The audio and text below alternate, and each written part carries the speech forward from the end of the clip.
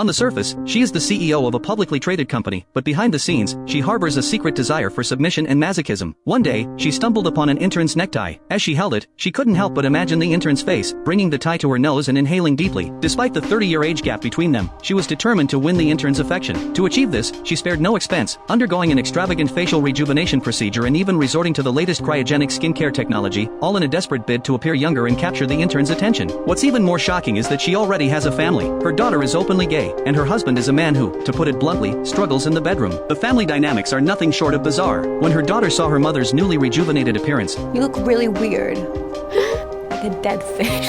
her harsh words left Amy deeply hurt. Distraught, Amy dragged herself to work, only to coincidentally run into the intern in the elevator. To her surprise, the intern not only showed genuine concern for her but also complimented her outfit, which left Amy feeling exhilarated. From that moment on, Amy found herself stealing glances at the intern from afar. To her astonishment, the next day, the young man took the initiative and asked her out. During their conversation, he brought up the incident with the necktie and revealed that he knew about her secret masochistic tendencies. He pointed out how, as the CEO of a major company, she had to suppress her desires. His words struck a nerve, and Amy felt an overwhelming urge to flee. But before she could escape, the intern stopped her. As he moved closer, Amy's inner turmoil grew, and for a brief moment, she almost gave in to her impulses. However, after 2 seconds of internal struggle, her rationality prevailed, and she walked away. That evening, however, fate intervened again when she ran into the intern at a bar downstairs. At first, she tried to pretend she hadn't seen him, but then a server approached her with a glass of milk. The problem? Amy is allergic to milk and can't drink it. Glancing toward the intern, she immediately understood that this was his way of asserting control. Without hesitation, she downed the entire glass, earning his approval for her obedience. This small act reignited her suppressed masochistic desires. The following night, the intern left her a note, arranging a meeting at a hotel the next morning. When Amy arrived at the room, she realized she was the first one there. When the intern finally showed up, she immediately tried to protest, insisting that she had come only to put an end to things. But the intern saw right through her facade. He pointed out the obvious. Despite her words, her actions spoke volumes. She had dressed provocatively and arrived early, clearly eager for their encounter. Amy was left speechless. Get on your knees. No.